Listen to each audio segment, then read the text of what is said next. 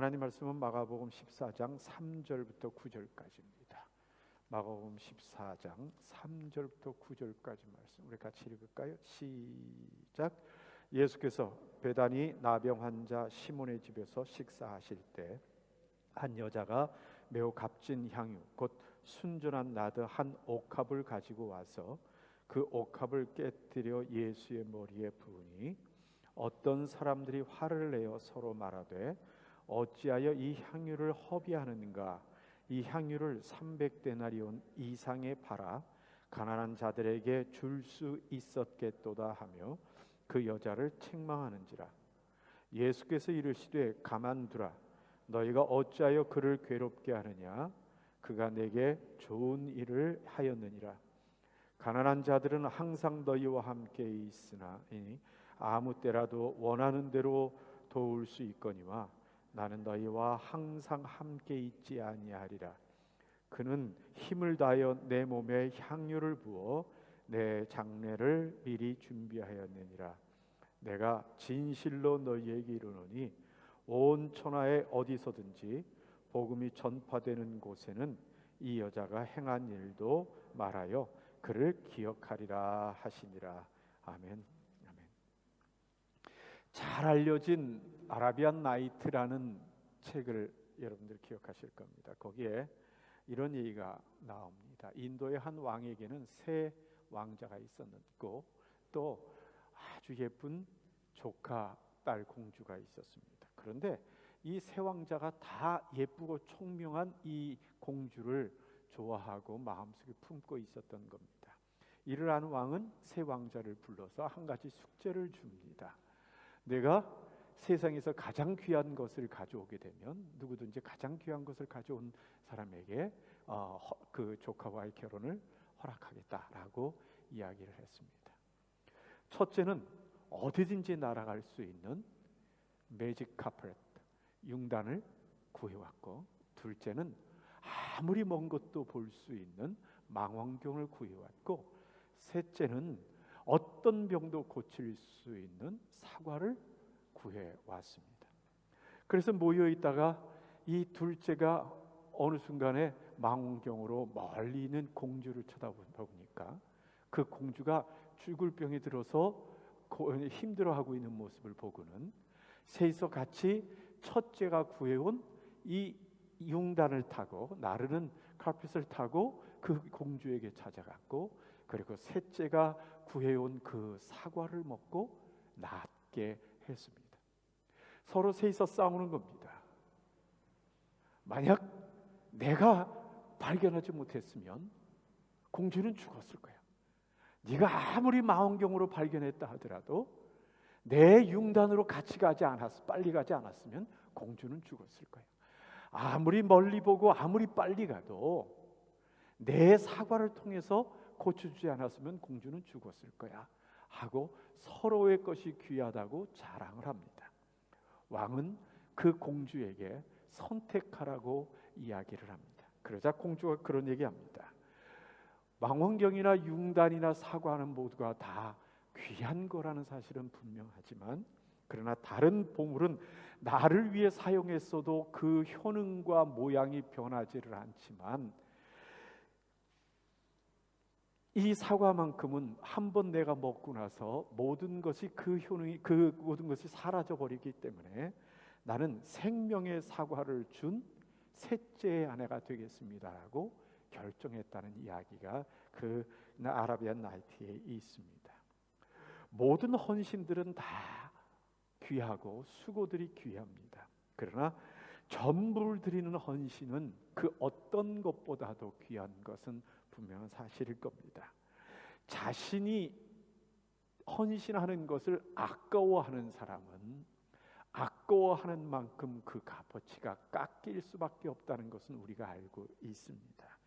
그래서는 헌신을 해도 하나님과의 관계에 성장이 일어나지 않는 것은 우리는 압니다. 예수님께서 베단이라는 곳에서 머무셨어요. 마지막 일주일 동안을 예루살렘에 오고 가시면서 베단에 머무시는 동안에, 그곳은, 베단이는 여러분들 알다시피 죽었다 살아난 나사로의 이 집이 있는 곳이죠. 그런데 예수님이 그곳에 머무시는 동안에 잔치가 있었어요. 그건 예수님을 위한 잔치였었습니다. 요한복음 12장 2절 말씀 보면 나사로를 언급하면서 그렇게 잔치가 있는 것을 보면 우리가 나사로의 집이 아닐까라는 생각을 해보기도 할 수 있을 텐데, 그런데 마가복음 14장 3절과 또 이 마태복음 26장 6절 말씀에 보면 그 잔치는 문둥병자였다가 몸이 나은 시몬이란 사람의 집에서 예수님을 위하여 베푼 잔치라는 사실을 우리가 보게 됩니다. 잔치집 상황을 여러분들 한번 상상을 해보시는 겁니다. 요한복음 12장 2절 말씀에 보면 이 잔치집에 마르다가 와서 수고하는 모습을 우리가 기록되어 있는 것을 보게 됩니다. 그러니까 아마 동네라서 와 있는 거겠죠. 여러분들 마르다 하면 생각나는 게 뭘까요? 마르다는 참 부엌 일을 또는 뭔가 섬기는 일을 좋아했던 것 같아요. 누가복음 10장 40절 말씀에 보면 마르다가 섬기다가 예수님 앞에 앉아서 그 예수님의 이야기를 듣고 있는 마리아 보고 와서 돕게 해주세요 하고 했던, 여러분들 기억나시죠? 그 사건이 있는 걸 봐서 이 마르다는 섬기는 걸 참 잘했던 여자 같아요. 또 보니까 나사로는 다른 사람들과 함께 예수님 앞에 앉아서 예수님의 이야기를 듣고 대화를 나누고 있는 상황이 전개되고 있는 겁니다. 그런데 그 가운데서 이 은밀한 사건 하나가 이루어지는 것을 오늘의 본문에서 우리가 보게 됩니다. 다른 게 아니라 이 나사로의 동생인 마리아가 크지 않은 옥합을 들고 예수님께 다가오는 장면이 성경에 기록이 됩니다. 아마도 이 마리아는 얼굴이 무척 흥분되어 있는, 상기되어 있을 거라고 생각합니다. 왜냐하면 지금 그가 하려고 하는 일들에 대한 생각 때문일 수 있겠죠. 마리아는 예수님께 다가갑니다. 가까이 가서는 그래서 자기가 갖고 있는 옥합 그 병에 이 밀랍의 뚜껑을 떼서 뚜껑을 벗겨납니다. 그러자 그 안에서부터 아름다운 향기가 온 집안으로 확 번져가면서 사람들의 이 관심이 그쪽으로 모이게 됩니다. 왜냐하면 그 옥합 안에는 나도초로부터 모은 나드 향유가 그 안에 들어 있었기 때문입니다. 마리아는 그 향유를 예수님의 머리에 붓고 또 발에 붓습니다. 사람들은 그 모습을 보면 너무 놀랍니다. 왜냐하면 이 나드 향유가 엄청나게 비싼 것이기 때문에 그렇습니다. 오늘 성경 말씀에 보니까 이 나드 향유가 얼마 정도 된다고요? 최소한 300데나리온이 되는 가치가 있는 겁니다. 여러분, 데나리온이란 이 단위를 우리가 여러 번 이야기를 했습니다. 한 노동자가 하루 벌어서 가족들을 먹일 수 있는 금액입니다. 얼마쯤 될까요? 300데나리온을 한다면 결국 1년치 수입에 가까운 것이라고 우리가 말할 수 있을 겁니다. 하루에 100유로를 번다면 얼마요? 3만 유로짜리의 향유, 조그마한 향유고, 그리고 50유로만 벌어도 15,000유로의 금액이 그 가치가 되는 향유입니다. 그러니까 결코 작은 싼 거라고 말할 수는 없는 겁니다. 근데 이 향유가 얼마나 귀한지 솔로몬이요, 자기의 사랑하는 여인에 관한 고백을 할 때 이 향유에 관한 이야기를 기록합니다. 아가서 1장 12절 말씀을 보면 뭐라고 표현되어 있느냐 하면, 같이 한번 읽을까요? 왕이 침상에 앉았을 때 나의 나도 기름이 향기를 뿜어냈구나. 또 4장 13절 말씀에 보면 내게서 나는 것은 석류나무와 각종 아름다운 과수와 고별화와 나도풀과 14절이요, 나도와 번홍화와 창포와 개수와 각종 유향목과 모략과 침향과 모든 귀한 향품이요. 이에 왕이 가장 사랑하는 여인에게 바르도록 주는 것, 또는 왕이 자기 옆에 두고 냄새를 풍기며 맡는 그렇게 귀한 것이 바로 이 나드 향입니다. 이건요, 히말라야 산맥의 그 고산지대에서만 자라는 나도초로부터 나오는, 이 뿌리로부터 나오는 향유인데, 나도초를 뽑게 되면 그 뿌리에서 나오는 이 향유가 한 방울 내지 두 방울 정도라 그럽니다. 그런데 이게 휘발성이 있어서 금방 날아가기 때문에 빨리 병에 담아서 이 밀랍해서 전혀 공기가 통하지 않게 해야 될 만큼 그렇게 취급이 어렵고 귀한 것이라고 하네요. 그래서는 이 부잣집 여인들이 시집 갈 때 비상금, 그거를 지창금이라고 그러잖아요. 이 비상금으로 가져가는, 부잣집 여인들의 가져가는 그러한 종류로 사용되는 거라고 말을 합니다. 그런데 이 마리아가 예수님의 머리와 발에 이 향유를 붓습니다. 오늘 말씀과 마태복음에 보면 머리에 부었다고 이야기가 나오는데, 요한복음 12장에 보면요, 거기에는 이 발에도 부었다라고 표현되고 있습니다. 머리에 부어서 그 당시의 풍습대로 빗으로 이렇게 빗었을 것이고, 또 말씀해 보니까 발에도 부어서 발을 닦았을 것은 분명한 겁니다. 그러니 그 나드를 붓고 빗질하고 발을 닦는 그 기간 동안에 나드 향유가 그냥 온지 마음에 확 향이 아름다운 곳이 퍼졌을 것은 분명합니다. 그 순간 모든 사람의 시선은 다 그 여인에게 집중돼 있었겠죠. 여러분, 왜 마리아가 예수님께 그 비싼 나드 향유를 부었을까요? 뭐라고 생각하십니까? 성경에 보면 워낙에 이 예수님께서 예루살렘에 올 때마다 이 베다니에 거하시면서 아마도 이 시몬의 문둥병을 고쳐주셨던 인연은 아닐까 하는 생각도 해봅니다만, 그래서 거기 거하시면서 이미 이 마리아의 가정과는 무척 가까웠던 것 같고, 그래서 마리아의 마음속에 예수님에 대한 사랑하는 마음이 있었던 것 같고, 거기에다가 자기 오빠인 나사로를 살렸던 그 일의 은혜가 바로 이 마리아가 그 귀한 향유를 예수님께 부었던 이유가 아니었던가 하는 생각을 해봅니다.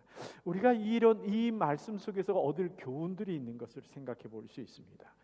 예수님을 사랑하는 성도들은, 그리고 그 예수님의 은혜의 크기를 기억하는 사람들은 드리는 것을 아까워하지 않는다라고 하는 교훈을 우리가 보게 되는 겁니다. 예수님께 드리는 그 드리는 것에 대한 값의 계산을 하지 않고 자신이 그것을 드리는 그 드림에 마음을 두고 있는 겁니다. 이 말은 자신이 가진 것의 가치에, 이게 얼마짜린데라는 것에 관심을 갖는 것이 아니라 나의 헌신을 받으시는 그 하나님, 그 예수님의 가치가 무언가에 대해서 관심을 두는 것이 바로 온전한 성도의 모습이라는 겁니다. 이런 모습은요, 사랑하는 사람들 사이에서는 종종 나타나는 것을 우리는 보게 됩니다. 여러분, 사랑하는 사람은 뭐든지 사랑하게 되면 주고 싶어집니다. 그렇기 때문에 내가 주는 것의 가치를 따지지 않고 그것을 줍니다. 왜요? 사랑하기 때문이죠. 내 사랑하는 그가 그렇게 귀하기 때문에 주는 겁니다. 그러다 보니까 내가 주는 것의 그 가치에 눈멀어 버려서 그게 얼마나 귀한가 아닌가 하는 것을 계산하지 않게 돼버리고 마는 겁니다. 여러분, 내가 누군가에게 무엇을 줄 때 그 주는 그것의 가치 때문에 머뭇거리게 된다면 그건 결국 그 사람을 사랑하는 정도가 그 정도라고 생각하면 되는 거겠죠. 여러분, 할아버지하고 손주하고 관계를 한번 생각해 보십시오. 할아버지는 손주가 너무 사랑스럽고 이뻐서 뭐든지 다 주고 싶어 합니다. 그런데 손주는 별로 그것을 갖고 싶어 하지 않고 자기한테 필요가 없다 보니까 튕깁니다. 그래도 할아버지는 이게 얼마나 귀한가 하는 것을 설명까지 하면서 줍니다. 그러다 보니까 받는 손주가 갑이 되고 주는 할아버지가 을이 돼서 쩔쩔쩔쩔 매는 모습, 여러분 상상해 보실 수 있으시겠습니까? 왜요? 사랑의 결과인 거죠. 그런데 마리아의 마음이 더욱 잘 드러나 있는 모습이 있습니다. 여러분, 요한복음 12장 3절 말씀 우리 같이 한번 읽어볼까요? 요한복음 12장 3절입니다. 같이 읽죠. 시작. 마리아는 지극히 비싼 향유 곧 순전한 나드 한 근을 가져다가 예수의 발을 붓고 자기 머리털로 그의 발을 닦으니 향유 냄새가 집에 가득하더라. 어떻게 했다고요? 머리털로 예수님의 발을 닦았습니다. 마리아는 예수님에게 가서 나드 기름으로 부은 것에 멈추지 않고 예수님의 발에 부은 그 기름을 머리칼로 닦고 있는 겁니다. 그럼 뭘 의미할까요? 지금 마리아가 예수님께 드리는 헌신은 단지 귀한 물건의 값어치가 아니고 뭔가를 드린다는 그 물건 자체에 있는 것이 아니고 마리아가 그 마음까지 드리고 있는 모습을 우리가 보게 되는 겁니다. 가끔은 자신이 무언가 귀한 것을 드렸다는 것에 취해 있는 사람들이 있을 때가 있습니다. 교회에 무언가 필요에 의해서 자기가 헌신을 하고 나서는 또 선교지에 뭔가 귀중한 필요가 있어서 내가 그 선교지까지 가거나 아니면 이곳에서 선교지를 위해서 무언가를 하고는 내가 스스로 감동하면서 그 헌신한 것에 내 스스로의 가치를 높이려고 하는 사람이 가끔 있기도 합니다. 그런데 마리아는 그 마리아의 모습에서는 그런 것을 우리는 찾지 못합니다. 예수님의 발을 머리털로 씻으려면 어떻게 해야 됩니까? 무릎을 꿇어야 합니다. 무릎을 꿇지 않고는 그렇게 할 수 있는 방법이 없습니다. 그것조차 감격스러운 마음으로 지금 마리아가 하고 있는 겁니다. 자기의 행위보다 예수님의 가치를 더 크게 보고 있는 자만이 할 수 있는 모습일 겁니다. 여러분, 흰옷의 천사라고 말하는 플로렌스 나이팅게일을 기억하십니까? 예, 기억하실 겁니다. 그 나이팅게일이 30세가 되던 날 생일에 기록한 일기의 내용을 읽은 적이 있습니다. 그 내용엔 이런 글이 적혀 있었습니다. 오늘 내 나이 30이 되었다. 예수님이 그의 공생애를 시작하신 날이다. 주님, 오늘부터 당신의 부르심을 따라 살겠습니다. 유치했던 생각은 이제 버리고 나를 세상에 태어나게 하신 주님의 목적에 순종하겠습니다. 이 나이팅게일이 언젠가 기자들하고 기자회견을 할 때 기자가 묻기를 성공적인 생활의 비결은 무엇이라고 생각하십니까? 라고 질문하자 이 나이팅게일은 이렇게 답했다고 하죠. 비결은 하나뿐입니다. 주님께서 나를 불러주신 그 뜻에 나를 맡기고 사는 것입니다. 여러분, 이것이 드리려는 사람의 모습입니다. 나의 헌신을 받으시는 그 하나님이 귀하기 때문에 그 어떤 나의 헌신도 지극히 당연하다고 생각하며 드리는 그것이 바로 하나님의 사랑받는 온전한 성도의 모습일 수 있는 겁니다. 그런데 이렇게 드리려는 마음을 갖고 있는 이 마리아와 같은 공간에 가지려는 마음을 가진 한 사람이 있었습니다. 그 사람 다름 아닌 가롯 지방의 출신인 이 유다라는 사람이었습니다. 예수님께 드리는 마음에 감격해 있고 또요 마리아가 드리는 그 모습의 놀라움 속에 감동하고 있는 그 많은 사람들 가운데서 그들과 달리 쓴 마음을 가지고 쳐다보는 사람이 있었던 겁니다. 아름다운 향기가 집안 온 곳에 가득 찼는데 유독히 그 가룟 유다의 마음에는 그 아름다운 향기가 아름다움이 아니라 쓰린 향기로 지금 다가오고 있는 모습이 성경에 기록되어 있는 겁니다. 마음의 못마땅함에 주변 제자들을 충동했던 것으로 보여집니다. 그리고 제자들 몇몇은 거기에 동조했던 것으로도 성경에 보여지게 됩니다. 마가복음 14장 4절 말씀 한번 찾아볼까요? 마가복음 14장 4절입니다. 우리 같이 한번 읽죠. 시작. 어떤 사람들이 화를 내어 서로 말하되 어찌하여 이 향유를 허비하는가. 마태복음 26장 8절입니다. 같이 읽을까요? 제자들이 보고 분개하여 이르되 무슨 의도로 이것을 허비하느냐. 예, 이 말씀들을 보면 이 마리아가 하고 있는 그 모습에 못마땅하게 여기고 있는 사람들 또 누구요? 제자들이 있던 것 같습니다. 예수님께서는 그 가룟 유다의 충동에 그 흥분하고 있는, 그 분노하고 있는 그 제자들에게 잘못된 분노를 막으십니다.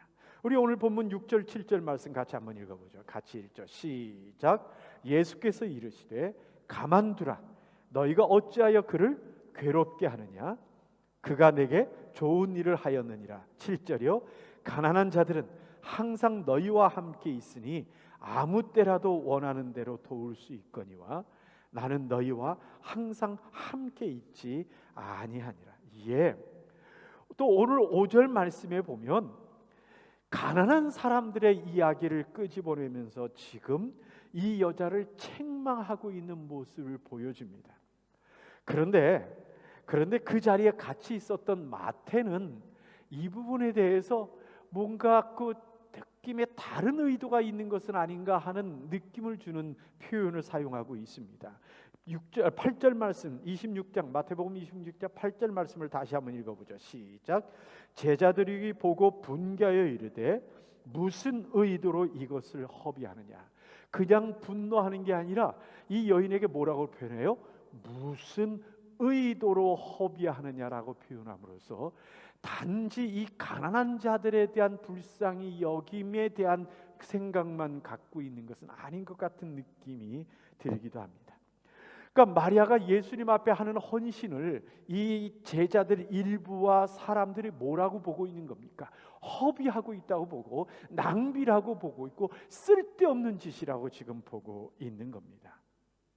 그러니 그렇게 허비하고 낭비하고 쓸데없는 짓을 하는 이 마리아를 책망하는 것뿐만 아니라 이 사람들은 또다시 거기에 넘어서서 예수님에 대한 원망의 마음도 포함되어 있지 않을까 하는 생각을 해볼 수 있게 되는 겁니다. 이 헛된 짓, 쓸데없는 짓을 하는 이 마리아를 막지 않고 있는 예수님에 대한 원망인 거죠. 마치 가난한 자들과 고아와 과부들을 향하여 도우라라고 말은 그렇게 하면서도 정작 이 여인이 그 비싼 것을 머리나 발에 뿌리는 그것을 막지 않고 있는 이 예수님의 어떤 모습에 보면 이 위선 같은 것에 마음속에 분노하는 제자들의 모습은 있지는 않은가요? 자기를 위하여 쓰는 사치와 낭비에 대해서 그냥 모른 척하는 예수님 말입니다. 그러니 그 마음에 분노가 생길 수도 있는 겁니다. 그러나 정작 그의 마음의 분노의 근거가 어디 있는가 하는 것은 우리가 성경에서 또 느껴볼 수 있습니다. 가난한 자와 고아와 과부에 있는 것이 아닌 것 같습니다. 그의 분노의 근거는, 그 가룟 유다의 분노의 근거는 나드 기름에 대한 욕심에 있었던 것 같습니다. 주님께서 이 옥합을 깨서 그 기름을 자신에게 붓는 것을 허용하지 말고, 아니 나에게 이럴 이유가 없고 이렇게 비싼 것이라면 나에게 붓는 것보다는 가난한 자에게 붓는 것이 나에게 붓는 것과 같단다. 그러니까 이걸 가난한 자에게 나눠주자라고 얘기하면 그 여인이 그러면 기쁨으로 주님이 쓰십시오 하고 줄 거고, 그럼 예수님은 그것을 이 가룟 유다에게 맡겨서 네가 이것을 팔아서 가난한 자에게 나눠주라라고 말하면 이 가룟 유다는 돈으로 맡게 됨으로써 그것을 꺼냈을 생각을 갖고 있는 것은 아닐까 하는 그 마음을 엿보는 겁니다. 요한복음 12장 6절 말씀 한번 읽어봅시다. 같이 한번 읽어볼까요? 시작. 이렇게 말하면 가난한 자들을 생각함이 아니요 그는 도둑이라 돈괴를 맞고 거기 넣는 것을 훔쳐갑니다. 예, 그렇습니다. 오늘 이 말씀을 보니까 가룟 유다는 과거에도 그렇게 해오는 습관이 있었다는 것을 우리가 느낄 수 있게 되는 거죠. 우리는 가룟 유다의 모습에서 볼 수 있는 교훈이 있습니다. 그건요, 가지려는 사람은요 헌신의 가치를 내 마음의 욕심의 가치로 판단한다는 사실입니다. 이렇게 예를 들어보죠. 한 나라의 대통령이 주일날에 교회에 와서 주일학교 교사를 하면 낭비인 겁니까? 아름다운 겁니까? 대기업의 사장이 교회에 와서 깨어진 전구를 바꾸고 있으면 그건 낭비일까요? 잘 나가는 의사가 몇 개월의 휴가를 내서 병원을 닫고는 아마존 밀림에 들어가서 그곳에 살아가는 사람들을 위하여 의료 봉사를 하고 있으면 그것은 낭비일까요? 아니면 아름다운 것일까요? 도리어 의사 활동을 통해서 번 돈을 보내는 게 나은 걸까요? 아니 자신이 섬기는 게 더 효과가 나은 것일까요? 여러분들은 어떻게 생각을 하십니까? 아니 교회가 그 대통령에게, 교회가 그 대기업 사장에게, 그 의사에게 그러한 헌신을 요청하는 것은 무리한 요구일까요? 아니면 당연히 성도에게 요청할 수 있는 것들일까요? 우리의 생각은 어떻다고 보십니까? 드리려는 자는요 사랑의 마음으로 보지만 가지려는 자는 욕심의 눈으로 헌신을 봅니다. 그래서 다른 사람들을 위한 나의 헌신의 손익을 계산을 하면서 따지는 것 마음을 갖습니다. 어떤 사람은 돈으로 따지고, 어떤 사람은 시간으로 따지고, 어떤 사람은 내가 좋아한다 싫어한다라는 기준으로 따지고, 어떤 사람은 그것이 편한가 불편한가 갖고 따지고, 어떤 사람은 내게 이익이 되는 건가 손해가 되는 건가 하는 것 가지고 따집니다. 가룟 유다를 보십시오. 그는 그 자신의 마음의 욕심의 가치로 돈으로 따져서 예수님의 헌신을 바라봤습니다. 그런데 그것이 자기 마음에 만족함이 없자 결국은 이 오늘 본문 다음에 있는 10절 11절 말씀을 보면 그는 예수님을 돈 주고 팔아버리는 사람이 되고 맙니다. 그래서 자신의 욕심이 채워지지 않자 원망의 마음을 가지고 예수님을 팔아버리는 거죠. 결국은 욕심에 쌓여서 옳고 그름을 분간하지 못하고 하나님 앞에 악을 행하는 사람이 되어버리고 만 겁니다. 그 욕심의 불충족함이 사탄에게 이용당해 버리고 만 거죠. 그래서 자신도 감당할 수 없는 죄의 늪 속에 빠지는 사람이 되어버리고 만 겁니다. 가룟 유다의 가지려는 욕심은 그 순간에 충동적으로 일어난 것이 아닌 것처럼 보여집니다. 습관적인 것처럼 보여집니다. 그러니까 그 삶에 갖고 있는 그의 마음속에 갖고 있는 욕심의 마음에 젖어 있는 그것이 결국 이렇게 나타난 것입니다. 혹시 우리의 삶에도 드리기보다는 가지려는 마음의 욕심이 빈번하게 충동적으로 나타나는 경우들을 경험하지는 않습니까? 그리고 그 우리의 욕심에 대해서 이리 변명하고 저런 논리로 합리화시키려고 하는 그것이 이미 우리 속에 배어 있는 삶의 습관에서 나타나는 것은 아닌가 깊이 한번 살펴봐야 합니다. 말씀을 맺겠습니다. 그런데 오늘 예수님은요 마리아의 이 헌신 드림에 대하여 마리아도 예상치 못한 그런 결과를 그에게 베풀어 주시는 것을 보게 됩니다. 예수님 마리아가 나드 향유를 예수님께 부은 그것을 바로 하나님 아버지께서 자신이 십자가에 못 박혀 죽으시는 그 죽으심을 준비하는 것으로 보고 계신다는 사실입니다. 우리의 구원의 주님이신 예수님의 구원의 사역에 빛을 내는 일을 마리아가 하게 된 것으로 그러니까 하나님이 하실 일들을 대신하여 하는 여인이 된 것으로 지금 보고 계시는 겁니다. 이 일은 마리아도 전혀 예상하지 못했던 일인 것이죠. 그러니 귀한 향유는 귀한 구원의 십자가의 사역을 드러내는 일이 된 것이고요. 온 집안에 퍼진 이 아름다운 이 향유의 향기는 결국 예수님의 순종의 아름다운 향기로 퍼지게 되게 된 겁니다. 그래서 예수님께서는 오늘 마가복음 14장 9절 말씀과 같이 마태복음 23장 13절 말씀에 보니까 같이 한번 읽어볼까요? 시작. 내가 진실로 너희에게 이르노니 온 천하에 어디서든지 이 복음이 전파되는 곳에는 이 여자가 행한 일도 말하여 그를 기억하리라 하니라. 예, 마리아가 한 이 헌신이 잊혀지지 않고 복음이 전달되는 모든 곳에서 알려지도록, 그래서 사람들에게 기억되도록 하나님께서 놀라운 축복을 주시는 모습을 이 말씀에서 우리가 봅니다. 이 마리아의 순수한 헌신의 마음을 하나님이 얼마나 기뻐하시는가 하는 겁니다. 사람들은 그 마리아의 헌신이 돈으로 계산하여 쓰린 마음이 됐을지 모르지만 하나님 앞에는 이 헌신이 정말 기뻐할 일이었던 겁니다. 그 헌신한 마리아가 존중히 하나님을 여기자, 예수님을 여기자, 하나님도 그를 존중히 여기시는 모습을 우리가 보는 겁니다. 하나님은 하나님을 존중히 여긴 자를 어떻게 하신다고요? 존중히 여기십니다. 마리아의 그 헌신에 수천 수만 배의 복으로 더하여 주시는 하나님이십니다. 그래서 그 결과로 마리아의 집이 거부가 되었나요? 이런 식으로 따지면 안 됩니다. 곤란합니다.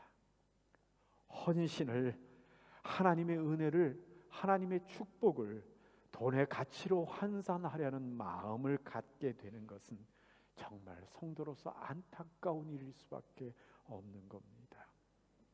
여러분, 건강은 얼마짜리로 따지실 겁니까?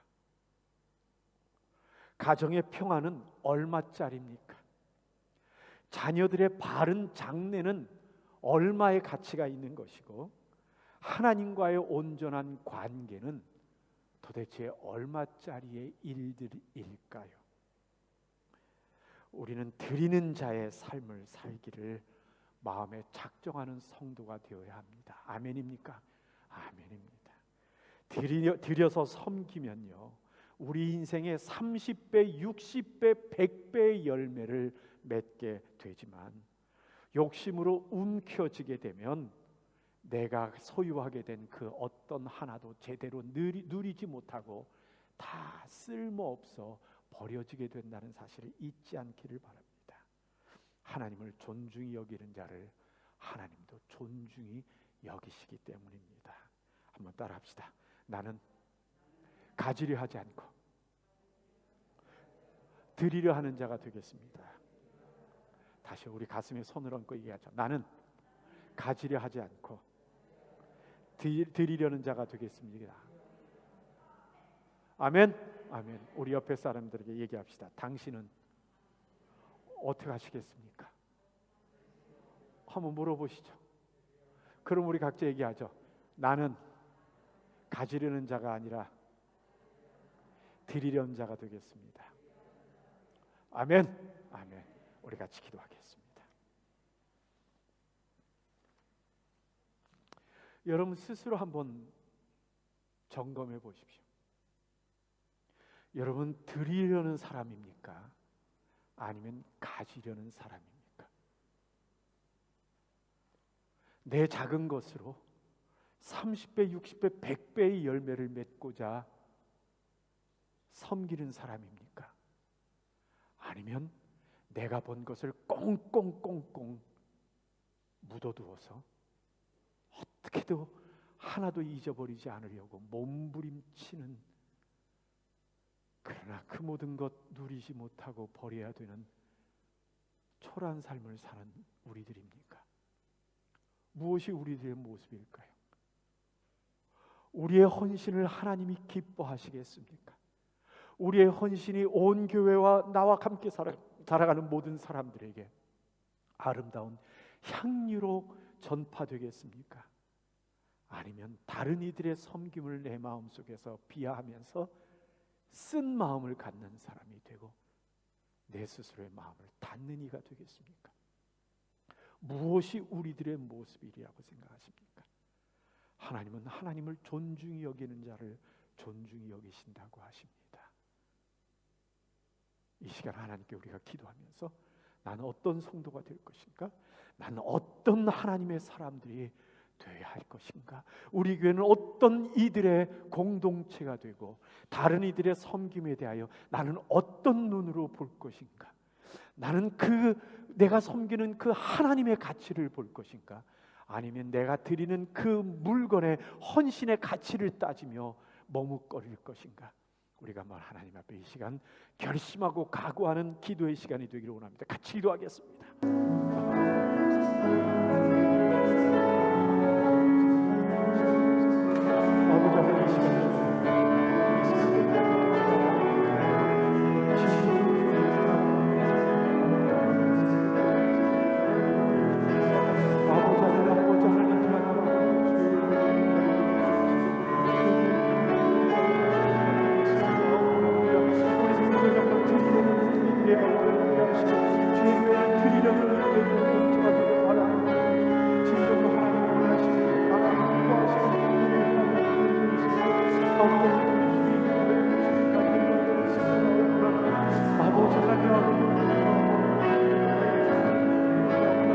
아버지 하나님, 이 시간에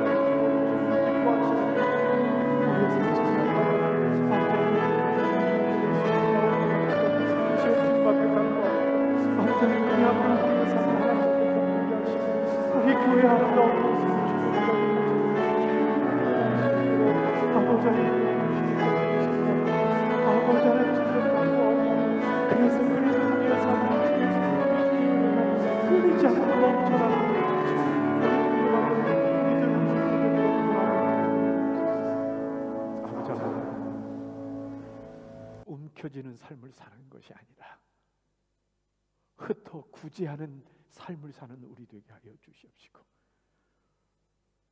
계산하며 사는 이가 아니라 헌신하며 무릎 꿇어 온 마음을 다하여 행하는 우리 될 수 있게 하나님 돌봐주시고, 하나님께서 베푸시고 열어주시는 은혜를 기대하는 우리들 되게 하시되, 내 것으로 어떻게 해보려고 몸부림치다 초라한 인생 사는 우리 되지 않도록 하나님 돌보아 주셔서 나를 썩여 30배, 60배, 100배 열매를 맺는 자가 되게 하시되, 내 손에 꽁꽁 감추다가 나의 가진 것 썩어 이 땅 누리지 못하고 버리는 일 되지 아니하도록 우리 성도들, 우리의 성도의 가정들, 사업체들, 직장들, 우리 교회가 아름다운 향기를 드러내는 곳 되게 하여 주옵소서.